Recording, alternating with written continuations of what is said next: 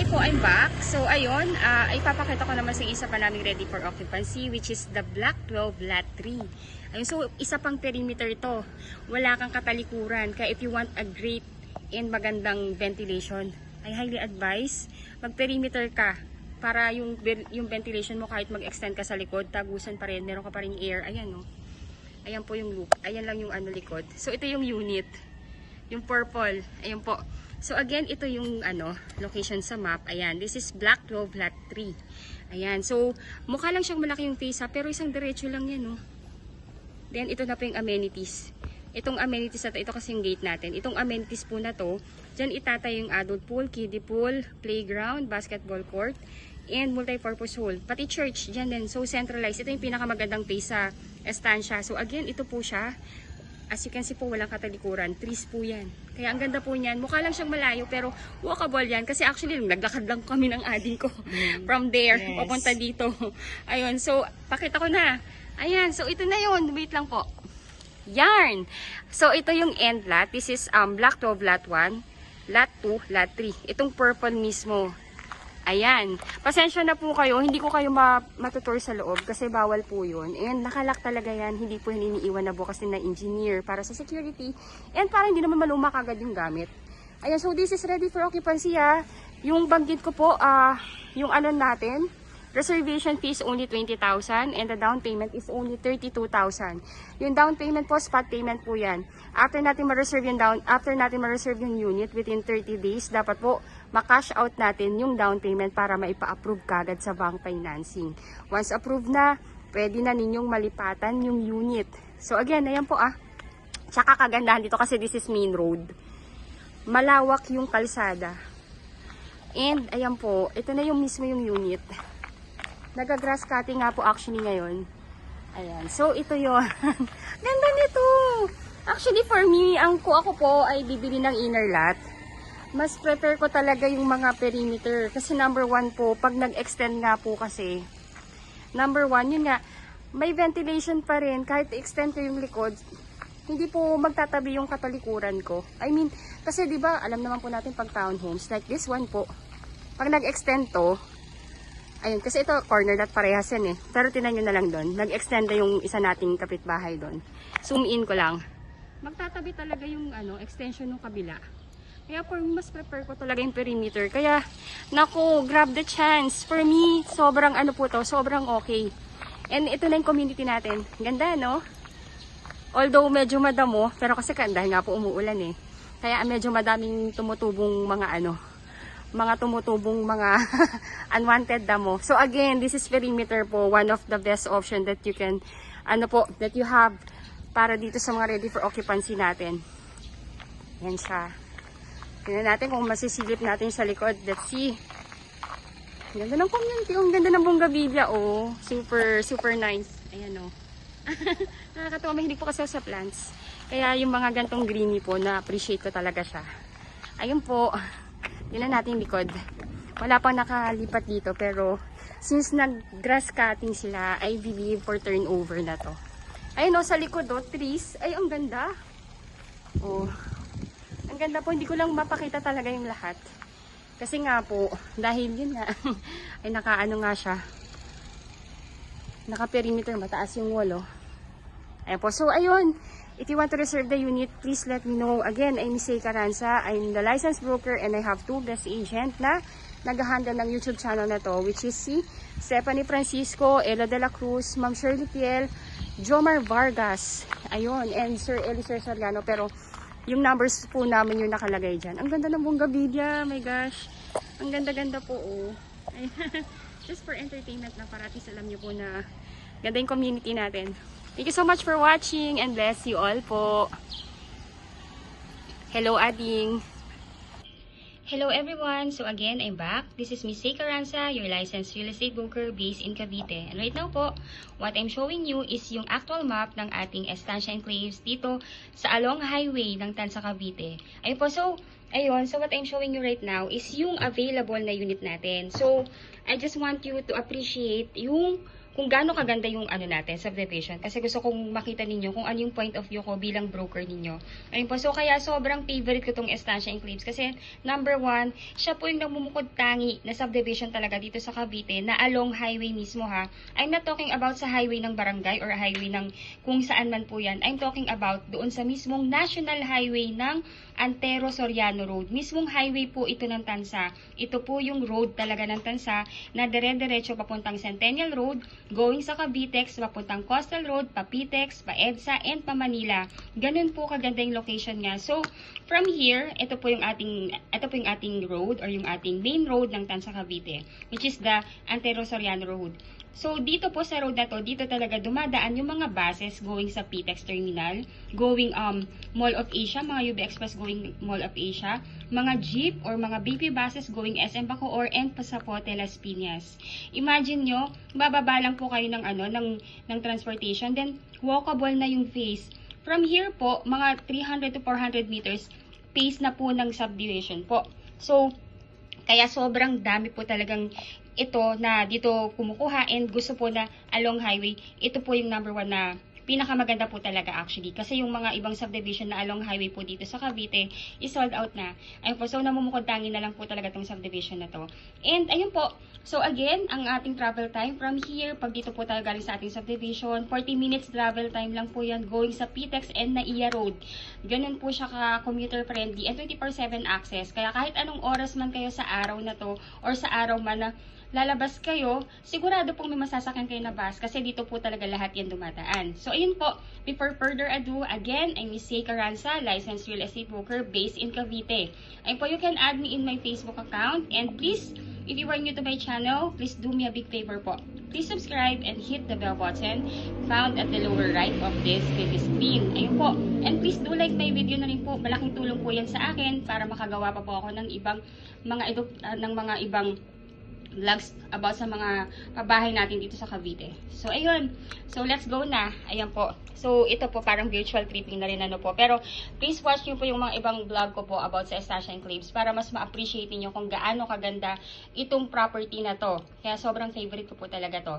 Ayun po. So, ayun. So, pasok po tayo. Pakita ko lang po muna sa inyo yung master plan. So, ito yung buong subdivision. Ito yung kabuuan. Ito yung phase na may ready for occupancy na. Ito po yung mga townhomes namin. And ito rin po yung pinakamagandang phase sa buong Estancia Enclaves. Then the rest po, yan yung mga ibang phases. Ito po sa yellow na to, dyan po nakatayo yung mga ready for occupancy namin na townhomes. So again, ang mga turnover po ng unit dito, we have townhomes, yung 4 to 6 cluster townhomes. So ibig sabihin, 4 na unit lang na magkakatabi yan hanggang 6 units lang po. Hindi po yan katulad ng ibang subdivision na pahabaan ng block or pahabaan kung gaano kahaba yung block, ganun din karami yung unit. Dito po hindi. Every four house po magkakat yan. Kumbaga may end lot. Ayun po. 4 na units na magkakatabi hanggang 6 units. Then, ayun po, so may townhomes po dito at merong duplex or twin homes. Parehas po yun, pag tinurn over, complete finish with tile. So, ito naman po, itong townhomes natin, pag tinurn over po yan sa inyo, meron na po yung vinyl tiles, meron na yung vinyl tiles sa ground floor, may vinyl tiles na rin sa second floor, and yung yung stairs po, naka wood stairs po yan. Kaya, kumbaga po, talagang lilipatan na lang siya. Then, 3 bedrooms, 2 toilet and bath. May 1 car garage with provision for laundry area and dirty kitchen. Sa likod po yun. Kaya, ayun po, kaya if you want po na mag-extend pa sa likod ng property ninyo, you can do that po. Kasi nga po may space pa sa likod. Then the lot area is 50 square meter and 55 square meter ang floor area. Nakikita nyo po, sobrang ganda po nung deliverable nung unit. Panoodin nyo po yung yung vlog ko till end para mapanood nyo po yung actual na sample ng ready for ng unit ng ng townhomes namin. So ayun, let's go, pasok tayo. So ito yung main road or yung main avenue ng subdivision. Diretso po yan. Then, merong rotonda, may roundabout po dyan. Ito po, papunta sa kabilang phase, ito po yon. Tapos, pag kabilang rotonda, papunta na po dito sa phase na to. Ito pong phase natin, paglabas ng gate, ito na mismo yung amenities. Yung amenities po na yan, dyan itatayo yung adult pool, kiddie pool, clubhouse, picnic ground, playground, basketball court. Kaya, nasabi kong ito yung pinakamaganda kasi, ayan o, katapat lang po. Kumbaga, kung yung mga anak ninyo, yung mga kids ninyo, gustong mag-recreational activity and make friends, ito pwede na nilang puntahan to. And also po, by the way po, ongoing pa po yung, yung development ng ating amenities. So, inuna muna yung residential natin. Pero eventually, tapos na rin to kasi right now, ongoing na yung pagtatayo. Ayun po, so, ayun po, pasok lang po yan dito. Ito na yung gate. Ayun po, sorry. Yung mga nakapulang yan po yung mga na-reserve na ng mga client namin. Ganun po kabilis. Again po, from 3.1 million down to 2.6 million. Nililiquidate na lang talaga itong mga available na unit para po maubos na namin. Kasi masyado kaming focus dito sa bagong phase. Itong bagong phase kasi na to, dito ilalagay yung mga twin homes or duplex. Pero hindi pa po yung RFO ha. Unlike yun nandito, twin homes. Yung townhouse natin dito is RFO na. Ayan po. So, ito yung mga available nung last week. And ayan po, pagka-vlog ko, reserve ka agad. Lahat online reservation po. Ganun po kabilis. Kaya ayan po, yung available natin na unit dito is ito. Itong Block 17, Lot 43. Block 17, Lot 38. Ito. Tapos, Block 16, 46. Block 16, 42. Block 17, 27. Block 12, Lot 3. Kung ayaw nyo na may katalikuran, ito maganda to. Ayan po. So, ang kagandahan po dito, mukha lang siyang malaki sa face ha. Pero, if lalakarin nyo, dire-diretso lang naman po yan. Malapit lang po siya kasi ako yung binablog ko yan. Nilakad lang namin yan from here, papunta dito sa mga available na unit. So, watch nyo po yung aking mga vlogs. Mapapanood nyo po yung mga video ng actual unit ng mga binabanggit ko. At least para makapili na kayo. Yan na lang po yung available. So, right now po we have 1, 2, 3, 4, 5, 6, 7, 8. 8 units left. Ayun po. So, open house kami this coming Saturday. Ayun po. So, wag niyo na pong intayin mag-open house kasi pag nag-open house kami sa Sabado, sigurado sold po yan. Ayun po, so you can do your online reservation. Let me know lang po kung anong unit yung nagustuhan ninyo para at least ma-hold ko na po yan. Then ipo-forward ko po sa email ninyo yung reservation form agreement para mapirmahan na ninyo and isend back nyo po sa akin. Kung kayo po ay OFW at wala sa Pilipinas, all you need to do po ay magtalaga lamang kayo ng representative na siyang pipirma in behalf ninyo pertaining sa pagkuha ng inyong property dito sa Pilipinas. Ayun po. Tapos po, yung mga documents or requirements na kailangan namin sa inyo para ma-process ang inyong housing loan sa bank, you can email lang naman po yan sa akin. Then, ipiprint ko yan, ipafile ko na yan. Ako na pong bahala mag-send yan sa developer natin. Then, pag may approval na at hindi pa po kayo makakauwi sa Pilipinas, ang magsasign in behalf ninyo dun sa loan approval ng bank sa housing loan is yung representative ninyo. So again, yung representative po ninyo kailangan is immediate family member. Bawal po ako, bawal ang kaibigan, immediate family member po. Like asawa, anak, kapatid, magulang na nag-e-edad na 21 to 55 years old. Kung wala po, kung ang family po ay nasa ibang bansa, pwede pong pinsan ninyo, bayaw, hipag, or in-laws as long po na nandun sa circle ng family ninyo. Ayun po. So, ayan. I'm just presenting to you po yung actual location ng ating mga units. Again po, you can do your online reservation anytime po. Let me know lang po para masend ko po sa inyo yung reservation form and yung SPA form. By the way po, yung SPA form po yun, magagaling po yun sa amin. Lalagyan ko na lang po yun ng tick kung saan po kayo pipirma. Then, dadalhin nyo po yun sa Philippine Embassy natin kung saang bansa po kayo naroon ngayon. Then, pagka napakonsul nyo na po, ipadala nyo po yun sa inyong magiging representative dito sa Pilipinas upang ma-sign din niya and maipadala po niya sa amin sa office para ma-file po namin. Pero if ever man po na magkakaroon kayo ng hassle or medyo nahihirapan po kayo sa pagpapakonsularize, let me know po. Baka pwede natin gawan ng paraan yan dito sa Pilipinas. Let me know lang po. At least matulungan namin kayo sa part na yon. Ayun po, so itong computation naman na po, itong pinapakita ko sa inyo is yung computation natin for the inner townhomes. Ayun po. So, ang ating house specification, complete turnover, may na po yan, as I say po, meron na yung vinyl tiles, may partitions na. Ayun po. 3 bedrooms, 2 toilet and bath, 1 carport with provision for laundry area and dirty kitchen sa likod. Lot area is 50 square meter, then the floor area is 55 square meter. Ayun po, sorry to say po, ubos na po ang ating end lot at corner lot. Ayun po, so ito na lang po yung natitira talagang unit natin. So, ang total contract price po niyan is 2,688,000. Then, ngayon po, dahil nga po kami mag-open house, magbibigay pa kami ng discount na 68,000. Again po, Ang original price na po talaga nito is 3.1 million. Pero para po ma-fast move na namin yung pag-uubos ng property nitong mga na-available na unit, nilagay po uli sa old price. Ito po yung old price ng property 5 years ago. Ayun po. So, 2.6 million po siya before. Ngayon, dahil mag-open house po kami, unahan po ito, magbibigay pa kami ng discount na 68,000 pesos less sa total contract price. So, ang magiging total contract price na lang is 6,220,000. Then, miscellaneous fee is 183,400. Ito pong miscellaneous fee is for the title transfer, government tax, and processing fee sa bank po. Then, yung down payment, from 10%, ginawa ding 1.9% down payment para mas maging makamasa and malipatan nyo kaagad. Para, syempre po, kung mas mababa ang down payment, mas mababayaran ka agad. Yun naman po kasi yung goal namin. Maibigay ka agad sa inyo yung property. Wala nang pahirapan. Ayun po, again, yung 1.9% down payment is based po yan dito sa net TCP na 2.6. So, ang 1.9 po niyan is 49,780 pesos. Ngayon po, ang first cash out, if you want to do your online reservation na, you can deposit yan sa bank account ng aming sales officer. Ang first cash out is 20,000. 20,000, i-deduct po yan dito sa down payment na 49,780. So, ang magiging net na down payment na lang is 29,780 pesos.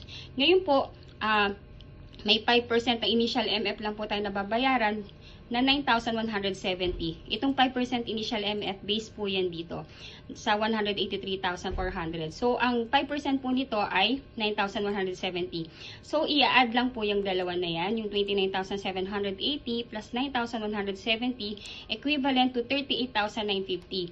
Ito po yung magiging down payment natin na kailangan nating bayaran within 30 days upon reservation po. Ngayon po, pagbayad na yung down payment, stop payment na po tayo. And dapat po na-complete na natin requirements natin kasi po, ipapa-approve na natin yan sa bank financing. Ngayon po, while wala pa pong lumalabas na approval, wala po muna kayong babayaran. Usually po yung approval natin sa bank, lumalabas po yan within the period of 30 days. Within the period of 3 months po. Ngayon po, pag may approval na kayo, si bank, directly po yan mag-i-email sa inyo to inform you na na-approve na kayo, then lalatagan na kayo ng contract. Basahin nyo lang po yung contract, and pag nabasing na yung terms and conditions, and nag-agree na kayo, replyan nyo po yung bank na ina-accept yung approval. Para yung magiging representative ninyo dito sa Pilipinas, bibigyan na po siya ng date for loan contract signing po. So, ayun po, ngayon po, pagka nakapag-loan contract signing na po yung inyong representative, hihingi naman po ng go signal sa inyo si bank kung ipapa-loan release yun na po sa developer. Ngayon po, pag na-loan release na po sa developer, yung loan po, mag-i-start na rin po kayo ng inyong loan, ang inyong monthly amortization kay bank. Ayun po. Then, pag na-receive na rin po ni developer yung loan proceeds, hingi naman siya ng 30 days sa atin or sa inyo po, para for the unit preparation and acceptance ninyo ng unit. Yun na po yung magiging date din ng inyong loan ng inyong house turnover po. Ngayon po, pag nakapag-loan release na, bali po ito po yung magiging monthly amortization natin. Bali kung gusto niyo pong i-maximum na 30 years to pay po, ang inyong magiging monthly amortization for 30 years is 20,138.77 centavos. Ngayon po yung required income na kailangan na mag-reflect sa inyong job contract or certificate of employment at payslip is at least nag-gross po kayo ng 68,834.35 centavos. Kung gusto niyo naman po ng medyo mas shorter term, meron din po tayong 25 years to pay. Yung 25 years to pay po, that will be 19,397.77 centavos. Ngayon po, kung gusto niyo po ng mas shorter term pa, there is also 20 years to pay. That will be 21,277.72 centavos. Then for 15 years to pay po, is 24,667.12 centavos. Then kung 10 years to pay naman po ang gusto ninyo, that will be 31,865.81 centavos. Then for 5 years to pay, that will be 54,342.85 centavos per month. Ay po, so ito po yung mga options niyo for the monthly amortization kung ilang years niyo po gustong bayaran yung loanable amount po ninyo. Ngayon po, pag na-approve na rin po kayo and nakapag-loan contract signing na kayo, babayaran niyo na rin po itong miscellaneous, itong move-in fee na 15,000. Itong move-in fee po na ito is para po yan sa application ng Meralco at ng water po ninyo. Ngayon po, para at least hindi na po kayo yung mag-a-apply nito or yung representative ninyo, bayaan nyo na po yung admin natin ang maglakad lahat nito. Para at least paglilipatan nyo na, meron na po itong utilities or iintay nyo na lang maikabit ni Meralco yung inyong kuryente po. Ayun po, so again, if you are an OFW at wala sa Pilipinas, all you need to do po ay magtalaga lamang po kayo ng inyong representative na siyang pipirma in behalf po ninyo sa pag-acquire ng property natin ninyo dito sa Pilipinas. So again, ang representative po ay dapat immediate family member. Hindi po pwede ako, hindi rin po pwede kaibigan. Dapat po immediate family member like asawa, anak, kapatid, or magulang na nag-iedad ng 21 to 55 years old. Ngayon po, kung ang family po ay nasa ibang bansa na rin, pwede po kayong mag-assign ng inyong pinsan, bayaw, hipag, or ano po, pamangkin. Basta po nasa loob ng circle ng inyong family and makikita, magre-reflect na kaipilido nyo siya or ng inyong asawa. Ayun po. So, again po, ayun po. Bali po, ang inyong magiging requirements as an OFW client po, 2 valid ID with 3 specimen signature, husband and wife if married. Then marriage certificate if married, birth certificate plus Senomar if single. Then number 3, 1x1 ID picture or selfie picture with white background. Husband and wife if married. Then TIN ID ninyo, husband and wife if married. Ngayon po kung wala po kayong TIN ID, meron po tayo ditong contact na pwedeng doon tayo magpagawa. Ayun po. Then number 5, latest job contract or latest COE with compensation po. Then latest 3 months payslip, visa, permanent residence ID, oath of allegiance, proof of dual citizenship or any that is applicable. Any of this po, kung citizen na rin kayo sa bansang pinagtatrabahuhan po ninyo ngayon. Then number 8, latest arrival and departure stamp. Yun po yung nasa passport po ninyo. Then number 9, SPA form. Itong SPA form po na ito, manggagaling po yan sa ating developer. I-email ko po yan sa inyo kasabay ng reservation form. Ngayon po yung SPA form, ipiprint nyo po siya, then pipirmahan ninyo, then dadalhin sa Philippine Embassy kung saang bansa po kayo ngayon. Then isasend nyo po yan, yung original po mismo, sa inyong representative para mapirmahan din niya. And isasend po niya via LBC sa aming opisina or pwede rin po siya magsadya sa opisina namin para personally na maibigay po niya yung SPA form. Ngayon po kung isa rin po kayo doon sa mga kababayan natin na medyo nahihirapang magpa-consularize sa Philippine Embassy because malayo or walang time or ayun po or for any reasons po, let me know po. Check natin, baka pwede natin gawa ng paraan yan dito sa Pilipinas. Sabihan nyo lang po ako kung ano yung hindrances. Let's see, baka kaya naman natin gawa ng paraan yan dito. Ayun po, so may requirement din po yung inyong magiging representative dito sa atin sa Pilipinas. So number 1 po, 2 valid ID with 3 specimen signature nga. Then latest POV or proof of billing like Meralco or water or internet bill. Dapat po nakapangalan po sa inyo yung proof of billing or doon sa inyong magiging representative. Kung wala pong nakapangalan na billing sa kanya, pwede po siyang magpagawa ng barangay certificate na nagsacertify sa kanya na doon siya nakatira, or kung nagre-renta po siya doon sa tinitirahan niya ngayon, magpagawa lang po siya doon ng letter na nagsacertify na doon siya nakatira. Ayun po. Then, lagyan lang po ng signature ng landlord and mag-attach lang po ng 2 valid ID. Ayun po. Then, di ba nabanggit ko po dito na ang down payment is payable within 30 days from the reservation.